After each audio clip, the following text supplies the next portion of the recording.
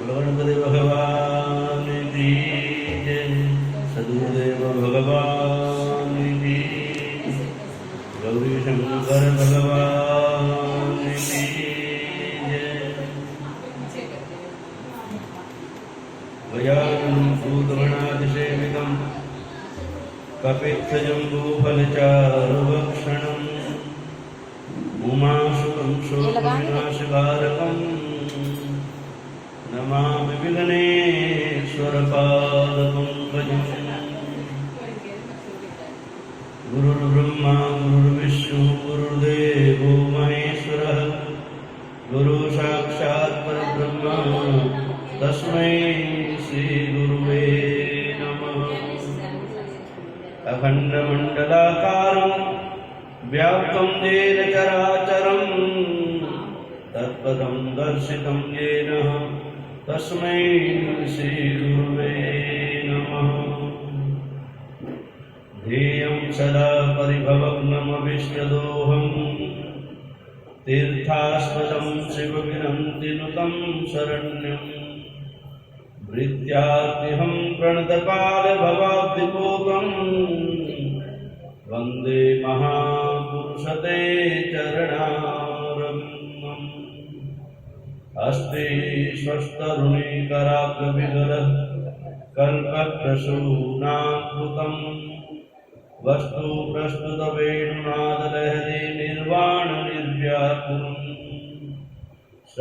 स्रष्टनिबद्धने विविलसद्गोपी सहस्रावृतम्। हस्तन्यस्तनदास्मवर्गमखिलो दारं किशोराकृति। रामाय रामभद्राय रामचन्द्राय वेदसे, रघुनाथाय नाथाय सीताय पतये नमः। नीलाम्बुजश्यामलकोमलाङ्गं सीतासमारोपितवामभागं, पाणिमहासायकचारुचापं नमामि रामं रघुवंशनाथम्। राम रामेति रामेति रमे रामे मनोरमे, सहस्रनाम तत्तुल्यं राम नाम वरानने। उत्तप्त हेमरुचिरां रविचन्द्रवर्णे, नेत्रां धनुषरयुतां कुशपाशशूलं। रम्यैर्भुजैश्च दधतीं शिवशक्तिरूपां, कामेश्वरीं हृदि भजामि दितेन्दुलेखाम्। सर्वमङ्गलमाङ्गल्ये शिवे सर्वार्थसाधिके, शरण्ये त्र्यम्बके गौरी नारायणी नमोस्तुते। जयन्ती मङ्गलाकाली भद्रकाली कपालिनी, दुर्गा क्षमा शिवा धात्री स्वाहा स्वधा नमोस्तुते। मनोजवं मारुततुल्यवेगं, जितेन्द्रियं बुद्धिमतां वरिष्ठं। वातात्मजं वानरयूथमुख्यं, श्रीरामदूतं शरणं प्रपद्ये। अतुलितबलधामं हेमशैलावदेहं, धनुजवनकृशानं जालिनामग्रगण्यं। सकलगुणनिधानं वानराणामधीशं, रघुपतिप्रियभक्तं वातजातं नमामि। आत्मा त्वं गिरिजापति सहचर, प्राणाशरीरं गृहं। पूजा ते विषयोगोपरचना, निद्रा समाधिस्थितिः। सञ्चारः पदयोर्पदक्षणविधि, स्तोत्राणि सर्वा गिरो। यद्यद् कर्म करोमि तद्दखिलं, शम्भोस्तवाराधनं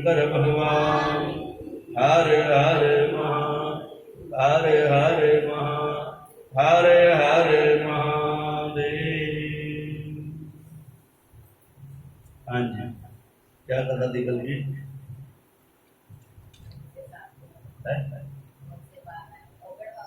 अच्छा,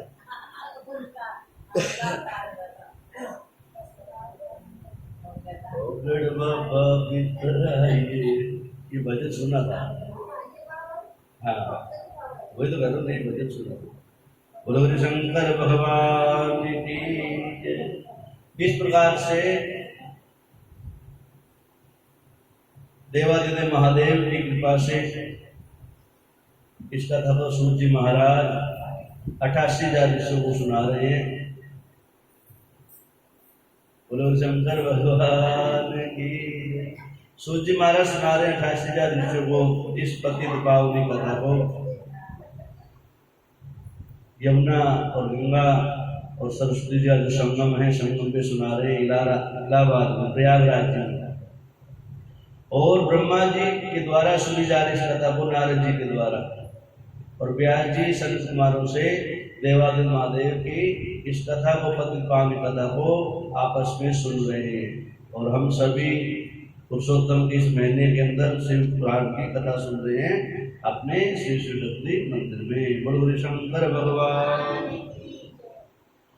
नारद जी के द्वारा किया गया प्रश्न, हे प्रभु, किस प्रकार से भगवान को अनेकों रूप धारण करने पड़ते हैं, अनेकों अपने भक्तों पर दया करते हैं, और अपने भक्तों पर दया करने से उन भक्तों के नाम से ही सदा सदा के लिए स्थापित हो जाते हैं। तो प्रभु, कैसे कैसे भक्तों को भगवान ने आशीर्वाद दिया, और कैसे कैसे भक्तों पर कृपा करके उन्होंने वो अपना रूप स्थापित किया। कहते महाराज, हमने सुना है आप कथा सुनाते कल अवधूत का अवतार दिखाया, यति का दिखाया, ब्राह्मण के रूप में आए, भैरव के रूप में आए।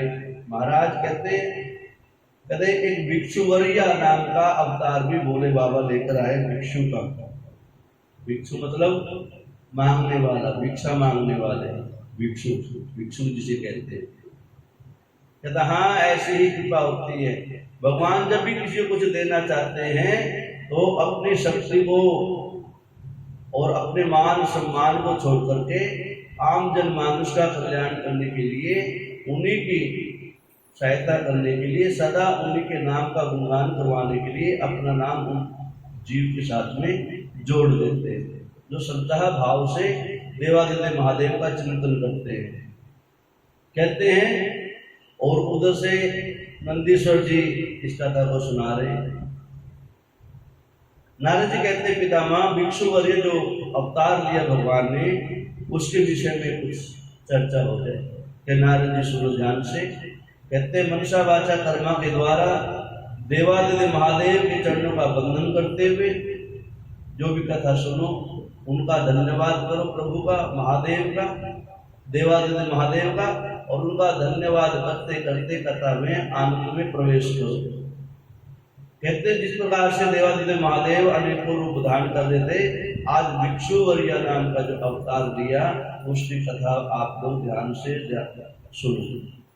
बोलो विष्णु भगवान की, गुरु शंकर भगवान की। कहते हैं, एक विदर्भ नाम के देश हुआ विदर्भ। कहते हैं, उस विदर्भ में एक सत्यरथ नाम का राजा हुआ। उस सत्यरथ ने भी धर्म की सेवा किया करते थे, रात दिन भजन और पूजन में लगा रहते थे। लेकिन कहते हैं, एक समय की बात है, विदर्भ राज का जो सत्यव्रत नाम का राजा था, उसके जो दुश्मन थे, उन्होंने विदर्भ देश के ऊपर चढ़ाई कर दी। एक दिन ललकारा विदर्भ राजा को, और राजा के दूतों ने, सैनिकों ने आकर देखा, महाराज, सारे विदर्भ नगरी को, सारे गांव को, सारे परिकर को दुश्मनों की सेना ने चारों तरफ से हमारे को घेर दिया। और घेर लिया तो तुरंत कहते, अचानक किसी को हमला कर दिया जाए तो थोड़ी दिक्कत रहती है। विदर्भ राजा ने कहा, आदेश दिया अपने सैनिकों, वे तुरंत तैयार हो जाओ युद्ध करने के लिए। कहते उसी समय जो विदर्भ की राजा की जो रानी थी, वो उनकी पटरानी उस टाइम से गर्भ से थी, उसके गर्भ में एक जीव पल रहा था। अब इस प्रकार से उसने पटरानी में देखा, महाराज तो युद्ध के लिए चल दिए, चारों तरफ से नगरी को घेर लिया दुश्मनों ने, और कैसे अपने प्राणों की रक्षा की जाए, और प्राणों की रक्षा नहीं की जाए, मैं अपने इस जीव की रक्षा कैसे करूं जो मेरे गर्भ के अंदर पल रहा है। अब इस प्रकार से बड़ी चिंता हुई, देवादिदेव महादेव का चिंतन किया, हे महादेव आपकी कृपा हो, मेरी भी रक्षा हो और उस जीव की भी रक्षा हो। अब इस प्रकार से कहते हैं, हे नारद जी, वो सप्तरत्न नाम के राजा की जो पटरानी थी, उसने धीरे धीरे धीरे धीरे अपने भवन से निकली, चारों तरफ से नगरी को घेर रखा था दुश्मनों ने, और बचाव करते करते करते करते किसी ने प्रकार से ये प्रकार है ना अपनी रक्षा करती हुई अपनी नगरी से बाहर आ गई, और धीरे धीरे चलते चलते चलते चलते जंगल में आ गई और जंगल में रहने लगी। कहते तो देवादिदेव महादेव की कृपा थी, जब महादेव कृपा करते इस जीव के ऊपर, और कहते सारी लीलाएं महादेव के द्वारा रची जा रही, ये लीला भी कहते नारद जी मेरे भोले बाबा स्वयं इस लीला को रच रहे हैं, देख रहे हैं, कर रहे हैं, या ऐसा करने का साहस दे रहे हैं उसको। अब इस प्रकार से चारों तरफ हाहाकार मचा हुआ, युद्ध चल रहा है, और पटरानी राजा की रानी वहां से निकल के जंगल में आ जाती है, और जंगल में आते आते उसको प्रसव का समय आ जाता है, अर्थात उस बच्चे के जन्म का समय आ जाता है। कहते जब घर से चली थी, जंगल तक पहुंचते पहुंचते भूख और प्यास से बेचैन हो गई थी वो रानी, चलते चलते हार भी गई थी, थक भी गई थी। इसलिए कहते हैं एक घने बट वृक्ष के नीचे देख करके, छाया को देख करके वहां सुस्ताने के लिए बैठ गई, घने जंगल के अंदर वहां सुस्ताने के लिए बैठ गई। और जैसे ही वो बैठी, उसको थोड़ा सा आलस आ गया, तंद्रा आ गई, निंद्रा आ गई, और उस निंद्रा के अंदर ही उसको प्रसव हो गया, अर्थात एक बालक को जन्म दे दिया। बोलो शंकर भगवान की।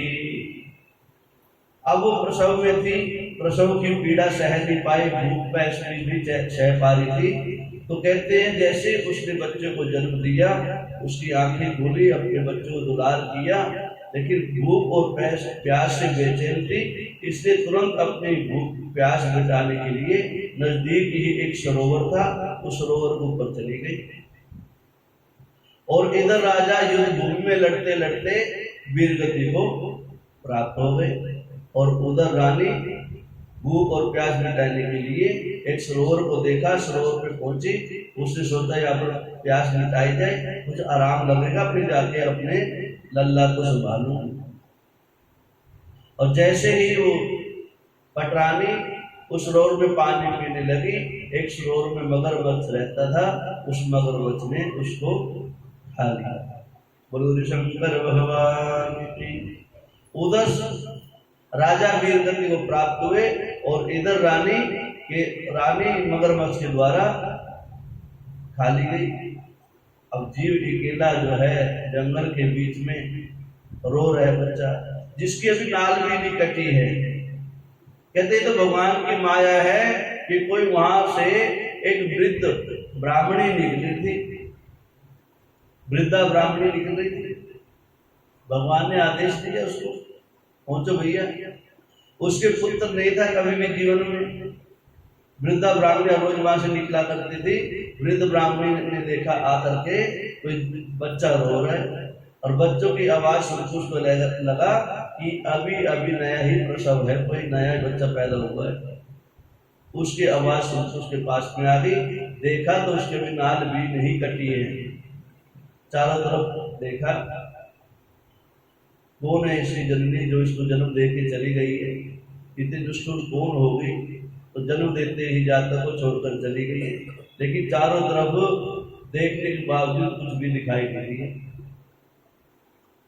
और चिंता में पड़ गई, इसको मैं ले जाऊं, कहीं पीछे से इसकी मां ना आ जाए, और नहीं ले जाऊंगी कोई हिंसक जीव आकर इसको खा न जाए।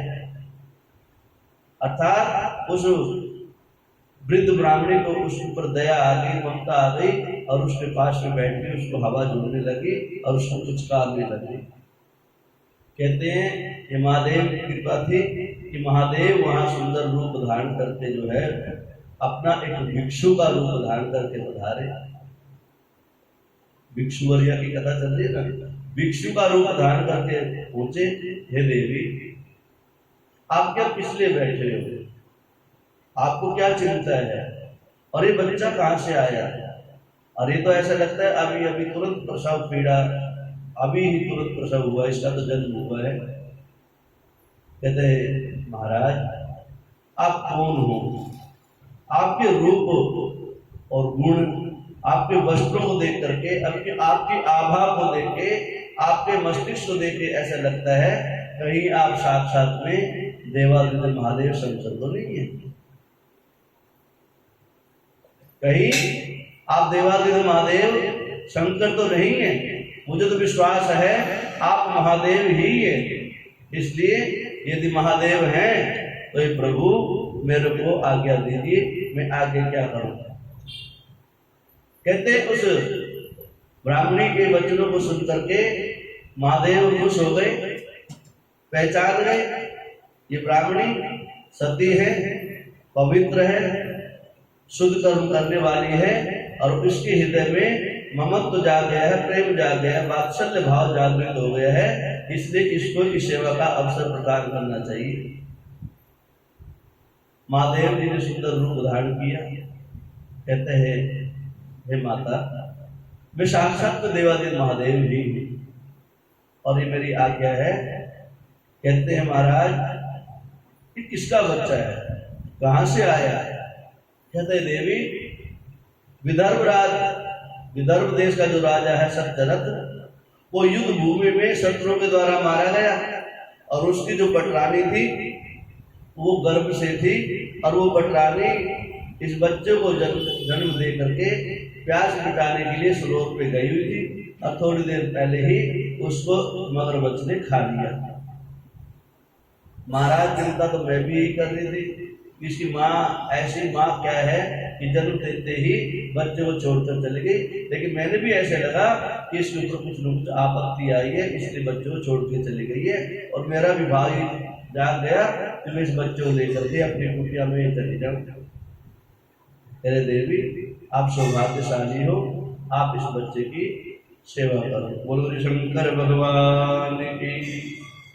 अब इस प्रकार से ब्राह्मणी उस बच्चे को लेकर के अपनी कुटिया में आ जाती है।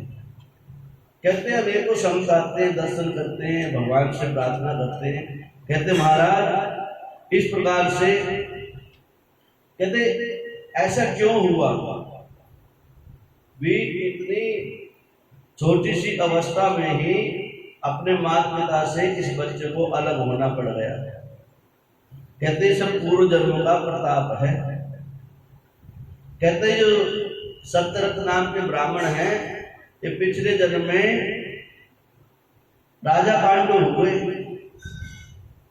राजा पांडु, पांडव के पिता पांडु हैं, पांडु थे, हाँ पांडु थे, राजा पांडु हुए। राजा पांडु भी एक समय में अपनी धर्मपत्नी के साथ में बैठ करके शिव का अर्चन कर रहे थे, लेकिन किसी कारणवश शिव के पूजन में विघ्न आने के कारण से किसी ने कहा महाराज अपने पांडु देश में अपने प्रजा के ऊपर किसने चढ़ाई कर दी, चोर आ गए, अपनी नगरी को घेर लिया। और नारद जी शास्त्र ये कहते हैं यदि आप देवादिदेव महादेव या किसी का भी पूजन और भजन कर रहे हो, उस समय आप धर्म की पूजा कर रहे हो, आपको धर्म की रक्षा करते रहना चाहिए। उस पूजा में विघ्न नहीं डरना चाहिए, उस पूजा को बीच में से छोड़ना नहीं चाहिए। अर्थात जो जीव जब पूजा कर रहा है उस समय में वार्तालाप परसों उतार रहे हैं, आरती उतारते उतारते हम लोग क्या क्या करते हैं, सारी महाभारत सारी घर की कथाएं जो ना उस आरती के अंदर गा देते हैं। ना आरती होती, ना आरती मम्मी को सोती और ना हमारी कथा पूरी होती, ना भगवान को अपनी व्यथा सुना पा रहे हैं। कहते पांडवों ने उस समय में आवेश में आकर और धर्म को भूल बैठे, और धर्म ही एक सत्य का मूल है। हम एक मूल को पकड़ के रखे, कितनी भी विपत्ति आ जाए, कितने भी संकट आ जाए, यदि आप पूजन में बैठे हुए हैं, जप में बैठे हुए, मंत्र जप रहे हैं, पूजन कर रहे हैं, अभिषेक कर रहे हैं, आप उस पूजन में भजन में लगे रहो। बोलो शंकर भगवान की। एक समय की बात है, राजा दशरथ जी अपने भवन में विराजमान रहते थे सदा, और राजा दशरथ जी कोई ऐसे राजा नहीं थे, वो तो साक्षात मर्यादा पुरुषोत्तम श्री रामचंद्र जी के पिता कहलाए। उनसे पहले की कथा बताते हैं राजा दशरथ जी। राजा दशरथ जी तीनों काल की पूजन किया करते थे, तीनों काल की संध्या बंदन किया करते थे। कितना भी इमरजेंसी काम होता था, जब तक उनकी पूरी 11 मालाएं जब करनी है तो 11 ही करनी है, 10 नहीं करनी है, जब तक राजगद्दी पे विराजमान नहीं होते थे। कितना ही इंतजार करना पड़े किसी को। वो कहते थे धर्मो रक्षति रक्षिता, जो धर्म की रक्षा करता है, जो नियम की रक्षा करता है, वो धर्म उसकी रक्षा करने के लिए सदा उसके साथ रहते हैं। बड़े बड़े ऋषि महात्मा संत यति और सती आया करते राजा दशरथ के, और उनसे चर्चा किया करते थे। राजा ही नहीं थे दशरथ, वो ब्रह्मर्षि भी थे, और बड़े बड़े ब्राह्मण उनसे ज्ञान लेने आया करते थे, इतने विद्वान भी थे। एक दिन बहुत बड़े संत पहुंचे हुए संत पहुंच गए वहां पर, जिसका दूर दूर तक नाम था। ये तो संत है, इनके दर्शन ही दुर्लभ हो जाते हैं। अब उस संत ने देखा राजा दशरथ की चर्चा चारों तरफ, चक्रवर्ती सम्राट है राजा दशरथ, कोई छोटे मोटे राजा भी नहीं है, चक्रवर्ती सम्राट है, पूरे ब्रह्मांड में उनका जयकारा है। अब राजा दशरथ से मिलने के लिए वो संत पहुंचे वहां पर, और राजा दशरथ ने भी उनके विषय में बहुत अच्छे से जान रखा था, भी बहुत सिद्ध संत आए हुए। लेकिन सिद्ध संत कब पता लगे सिद्ध है ये, जो कोई ऐसी स्थिति में पड़ जाए, जब भी पता लगे ना। कहते पहलवान बहुत जी, हमारा लड़का बहुत पहलवान है, 2 किलो दूध पीता है रोज का। कहते बहुत अच्छी बात है भैया। कहते फिर तो रक्षा करता हो परिवार की। कहते बिल्कुल अच्छे, इसके गेट पे खड़ा हो जाए तो कोई आ नहीं सकता, तो 5-7 आदमी देख सकते हैं। एक लंगड़ा सा टूंडा सा बेचारा पूछ कटा कुत्ता आ गया, भागता भों भों भों करते भाग करते, और उस कुत्ते की आवाज सुनते और वो पहलवान अंदर घुस के गेट बंद करके बैठ गया। अरे एक बुजुर्ग जा रहा था मेरा गली से, कहते बेटा गेट क्यों बंद कर लिया? तेरा तो नाम बहुत अच्छा सुना, तू तो बहुत पहलवान है। महाराज पहलवान को कुछ नहीं, सोना टिक्के लगवाने पड़े, एक भी काट कर पिछवाड़े में मुश्किल हो जाएगी। तो कुत्ते से बोलने लगता है, काहे का पहलवान ऐसा है? शेर आ जाता तो क्या होता, उसे प्राण निकल जाते। तो कहने का भाव ये है, ज्ञानी ध्यानी मंत्र संत ऋषि महात्मा जब पता लगे, जब इन्होंने कुछ किया हो। नीरा कहते महाराज जी तो बहुत जब करते रहते, बैठे रहते जी तो बहुत कुछ देते हैं। जब किसी को दिया हो जब भी माना जाए ना। अब कभी दिया तो है नहीं, बस हवा बना रखा महाराज जी तो बहुत ही है, महाराज जी बहुत ही। चलो हवा भी एक अच्छी चीज बना रखा है, कुछ तो बना रखा धर्म के नाम से, बोलो शंकर भगवान। अब इस प्रकार से राजा दशरथ जी के वो संत जी पहुंच गए। राजा दशरथ ने पूरी सेना लेके अपने संतों को लेकर के, नगरी के बड़े बड़े विद्वान ब्राह्मणों को लेकर के दूर तक पालकी भेजी, और स्वयं नंगे पांव चल करके उस संत का आतिथ्य किया, उसकी सेवा करने के लिए पहुंचे। महाराज आइए, आप अहो भाग्य हमारे, जो आप हमारे घर में पधारे। हमारा सौभाग्य है, इसलिए कहते हैं ना वो गृहस्थ आश्रम सौभाग्यशाली होता है जिस घर के अंदर अतिथियों का आना जाना लगा रहता है। लेकिन अतिथि ब्राह्मण संत मेरे नाम के नहीं होने चाहिए, उनके पास जो है वो ज्ञान मान सम्मान सारी चीजें व्यवस्था भी होनी चाहिए। राजा दशरथ जी बड़े भाव से लाए, उनको ला करके अपने सिंहासन में विराजमान किया, चरण प्रचार किया, षोडशोपचार पूजन किया, वस्त्र पहनाए, नहलाए धुलाए और भोजन करवा करके आराम से स्वागत कक्ष के अंदर विराजमान करते। महाराज कुछ देर आराम करो, उसके बाद अच्छी वार्तालाप करेंगे। ये एक व्यवस्था बताएगी गृहस्थी की। हम लोग क्या करते हैं, मेहमान कोई आता है ना, उसको गेट पे से पूछने लग जाते हैं और सुनाओ क्या किया, ये किया वो किया, जबकि ये मर्यादा नहीं बताएगी। कोई मेहमान आ जाए घर में, आइए आइए महाराज पधारिए, उसको आसन में बैठाओ, उसके चरण प्रचार जो भी हाथ धोने की मुंह धोने की व्यवस्था उसको करवाओ, फिर नाश्ता पानी भोजन करवाने के बाद में जब थोड़ा सुस्ता ले फिर जो है उसे चर्चा करनी चाहिए। कोई इमरजेंसी हो तो अलग बात है, लेकिन हम चाहते नहीं इतनी दिन रखना, उसको इतनी देर रखना ही नहीं चाहते। हम चाहते भी मेहमान जो है ना आया तुरंत बाहर से चलते तो अच्छी बात है, और अंदर आ जाए तो बस 15 मिनट में भाग ले।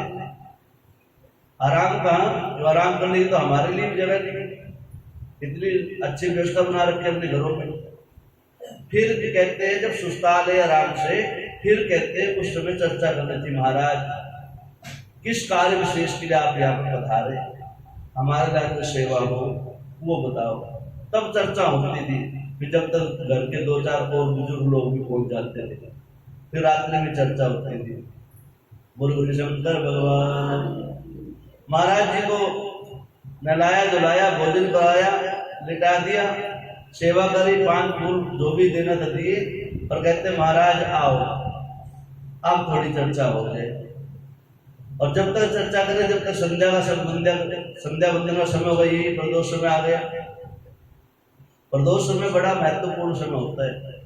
प्रदोष समय में की गई कोई भी चर्चा, प्रदोष समय में कोई भी किया गया भजन, प्रदोष समय कोई भी किया गया माला फेरी गई, कोई भी आपके पूजन भजन जो भी संध्या वंदन जो भी कर रहे हैं वो 1000 गुना फल देने वाला होता है। इसलिए प्रदोष समय सबसे श्रेष्ठ समय होता है, क्योंकि ये गोधूली लगन होती है। इसलिए हाँ, शाम का समय या तो ब्रह्म मुहूर्त या प्रदोष का समय, ये समय ऐसा होता है कि इसमें मन की जो चंचलता होती है, मन का वेग जो होता है, हमारी बॉडी का जो ब्लड सर्कुलेशन होता है वो बहुत ज्यादा पावरफुल होता है, सर्कुलेट होता है। इस समय में अपने आप को संभालना चाहिए। इसलिए कहते हैं जब दोनों वक्त मिलते हैं उस समय में हरि तरीका में लगा देना चाहिए, हरि भजन में लगाना चाहिए।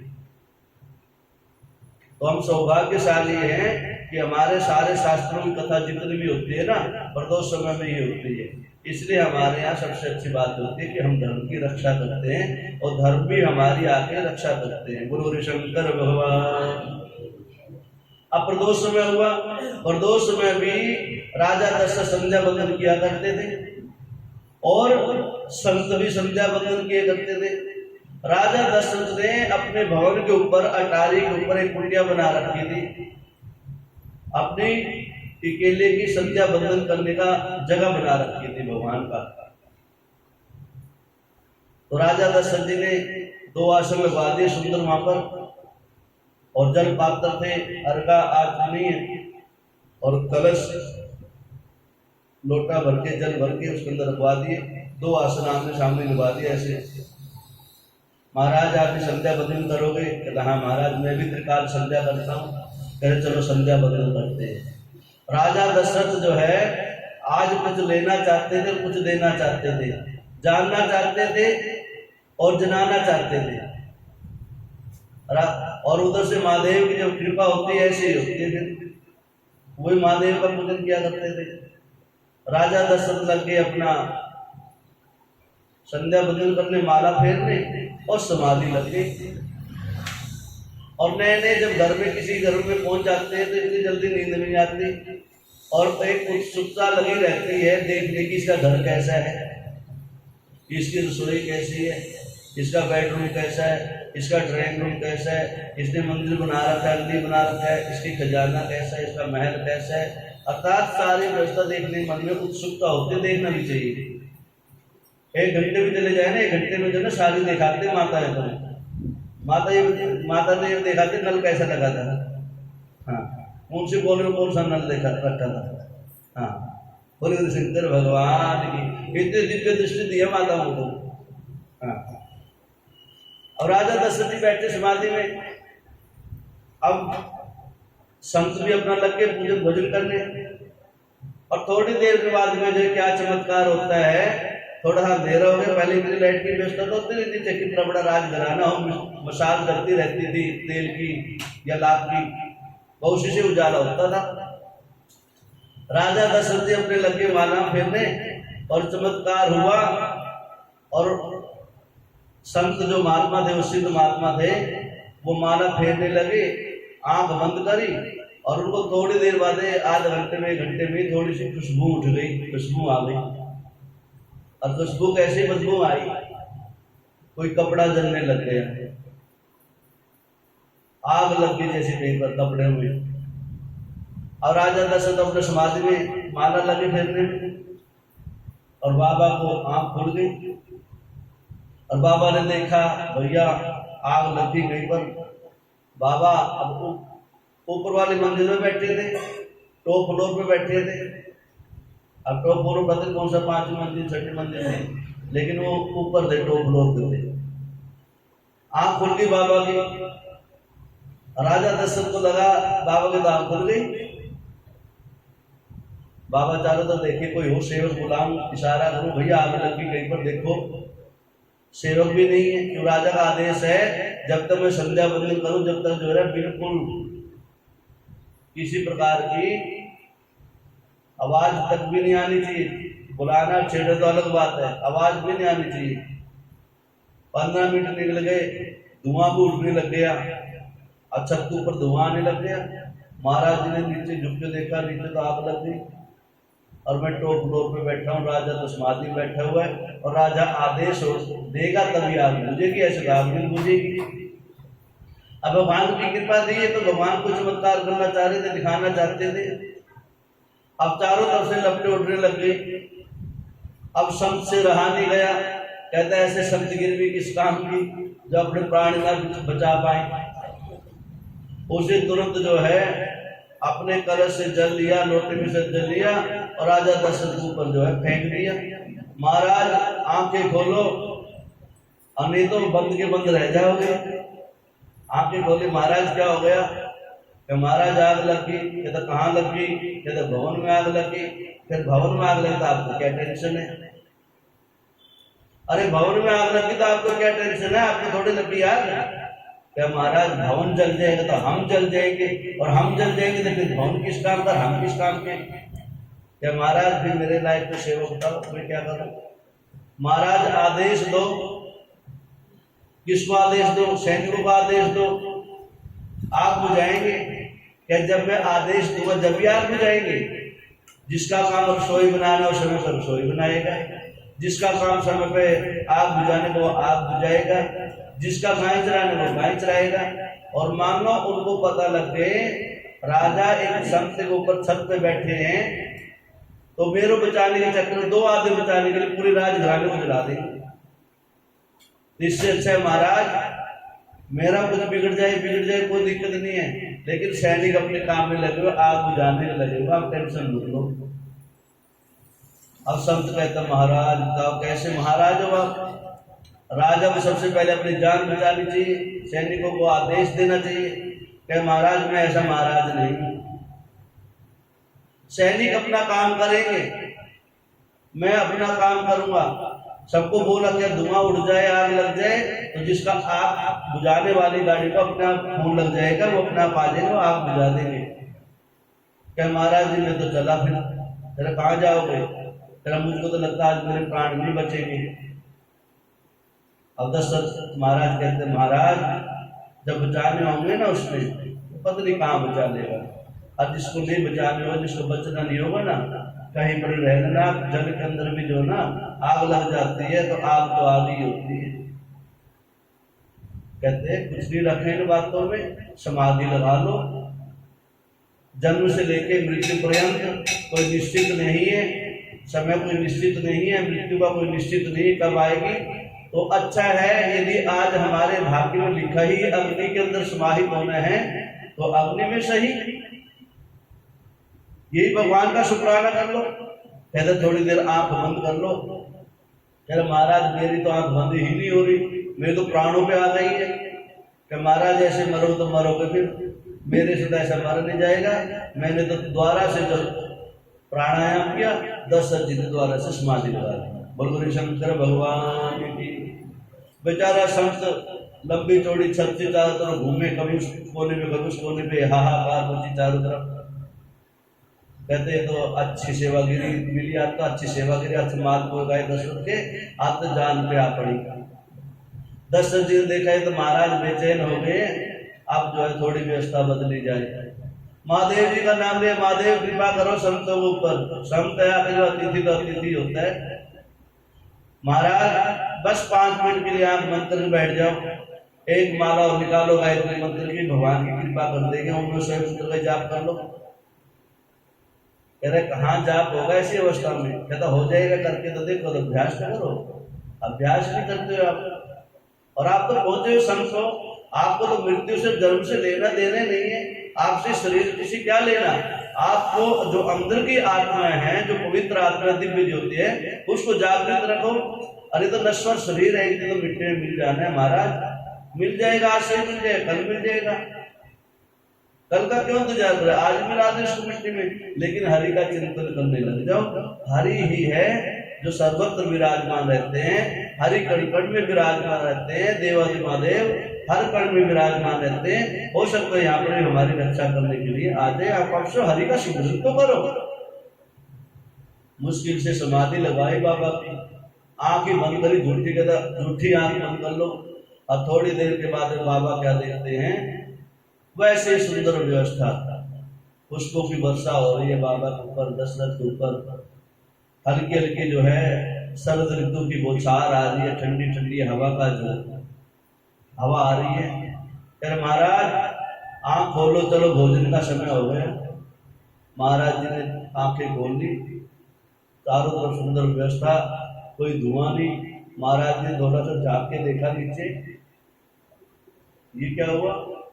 कमल के पुष्प खिले हुए, चारों तरफ गीत हो रहे हैं, सब जगह शहनाइयां बज रही हैं। महाराज ये चमत्कार, तेरे क्या हो गया? क्या थोड़ी देर तो पहले तो आग लगी थी। तेरे कहाँ आग लगी थी? कहाँ आग लगी थी? तेरा आपके राजभवन में। तेरा भैया राजभवन में आग लगी हो तुम जिंदा रहते? राजभवन तो आग लगी ही नहीं है।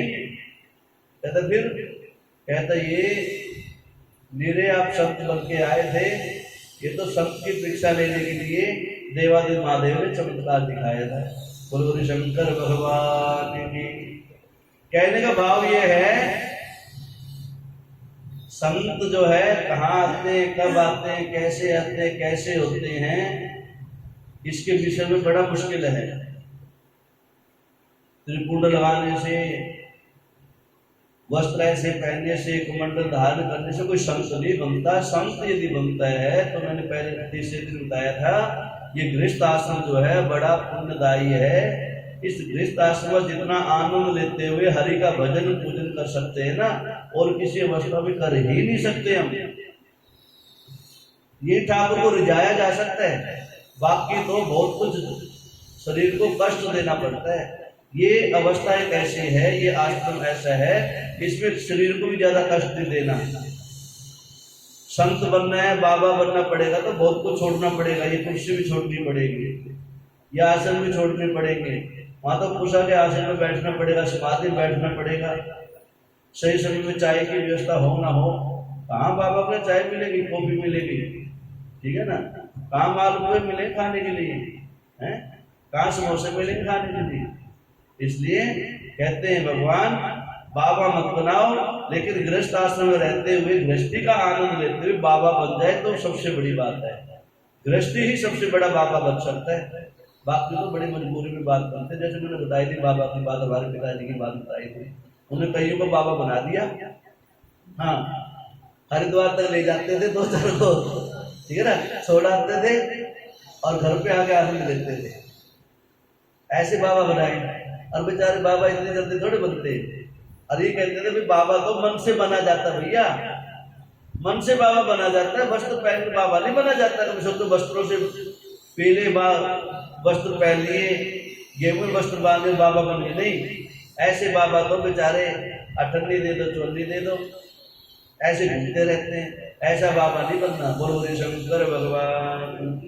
कहते हैं इसी प्रकार से पूजा के अंदर जब विघ्न उत्पन्न हो जाता है या पूजा जानबूझ के छोड़ दी जाती है, कहते हैं नारद जी, राजा पांडु ने भी शिव का पूजन छोड़ दिया था बीच में, और उस शिव के पूजन के छोड़ने से उनको अभिशाप लगा, श्राप लगा।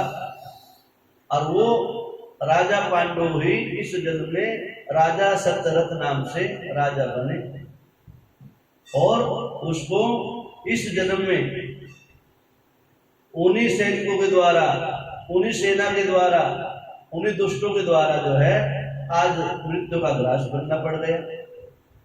और ये जो रानी है ये मुनि के साथ की है, वहीं की है, इसको भी आज वो अभिशाप था, और उस अभिशाप के कारण से जो है ये पुत्र का प्रेम, पुत्र का भाव, पुत्र का सुख नहीं देख पाई, और जन्म देते ही मगरमच्छ ने इसकी माता को खा लिया। बोलो शंकर भगवान की। कहते हैं देवी, शंकर भगवान जी कहते हैं सुवृद्ध ब्राह्मणी को, हे देवी आप सदा सदा के लिए इसको अपने पुत्र के रूप में स्वीकार करो, इसका पालन करो, और इसके पालन करने से तेरे अनेक प्रकार के दुख दूर हो जाएंगे। और ये मेरा आशीर्वाद है कि तेरा पुत्र सदा के लिए तेरा आज्ञाकारी पुत्र होगा, और मेरी कृपा से सदा सदा के लिए चिरंजीवी होगा। और कुछ दिनों के बाद में ये चित्ररथ राजा, सत्यरथ राजा की राजधानी का मालिक हो जाएगा, अर्थात राजा बनेगा, और तुम भी इसके साथ में आनंद से रहना। गुरु शंकर भगवान की। कहते हैं नारद, इस प्रकार से वृद्ध ब्राह्मणी को पुत्र की प्राप्ति हुई, और भगवान भिक्षु के रूप में अवतार लेके आए भिक्षा के मांगने के हिसाब से। और कहते हैं आज ऐसा सुंदर भाव भोले बाबा ने भिक्षु वरिया नाम से अपना नाम विख्यात किया। कहते हैं जो भिक्षु वरिया नाम की कथा को सुनता है, भगवान देवादिदेव महादेव की उसके ऊपर सदा सदा के लिए कृपा हो जाती है। गुरु शंकर भगवान। ओम नमः शिवाय, हरि ओम नमः शिवाय, हरि ओम नमः शिवाय, हरि ओम